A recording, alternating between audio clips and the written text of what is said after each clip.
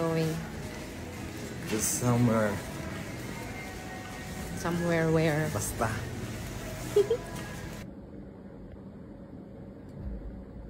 Dette ser veldig, veldig bra ut. Du kan bare se. Dette er livmoren din. Ja. Det svarte, det er vann. Det er plommesekken. Der får du litt mat fra næring. Ja. Og det er fosteret. Og da ser vi hjertet slår. Jeg skal vise dere. Det er hjertet. Ja. Der. Så du er helt sikkert gravid, og det sitter der ett foster. Det er bare én, det er ikke to. Og det sitter riktig, det sitter inni livmoren din. Ja. Så dette er kjempefint. Ja. Og dette har ordnet seg av seg selv. Det er ikke så stort ennå, det er bare 11 millimeter. Ja.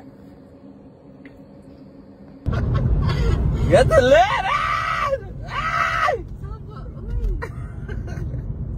Happy lang, happy lang. Love ya.